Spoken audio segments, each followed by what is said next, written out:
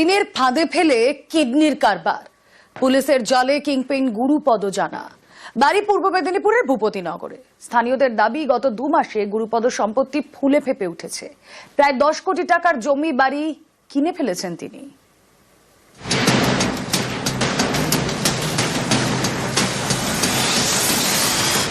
কোথাও বাড়ি,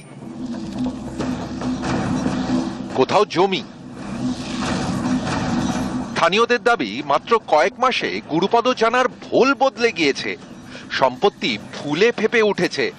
কিডনি পাচারের অভিযোগে এই গুরুপদকে বুধবার গ্রেফতার করে পুলিশ।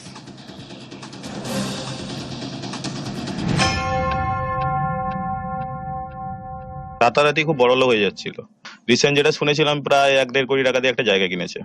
তারপরে অন্যান্য বিভিন্ন জায়গাও কিনছিল পরপর। তো আমাদের একটা সাধারণ মানুষ হিসেবে একটা সন্দেহ হওয়া উচিত বা হচ্ছিল যে এতগুলো জায়গা কিছু করে না, এত কোটি কোটি টাকা কোথা থেকে আসছে। পূর্ব মেদিনীপুরের ভূপতিনগর থানা, এখানকার মানিকজোড় গ্রামের বাসিন্দা গুরুপদ জানা।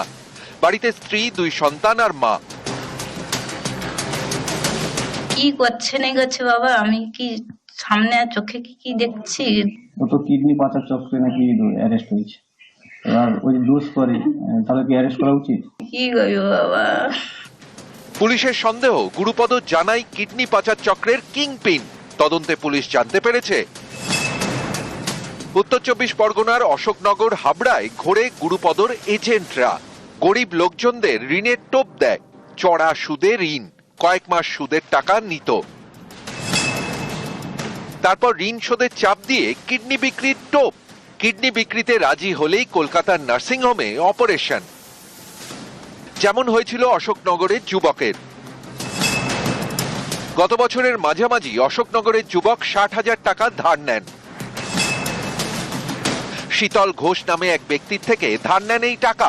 রোজ 600 টাকা করে তিনি ফেরত দিতেন। যুবকের দাবি, এভাবে কয়েক মাসে 1,30,000 টাকা শোধ করেন। তারপরেও তাকে বলা হয় 60,000 টাকা বাকি। শেষমেশ যুবকের স্ত্রী কিডনি বিক্রি করে টাকা দেন। তারপরেও তারা রেহাই পাননি।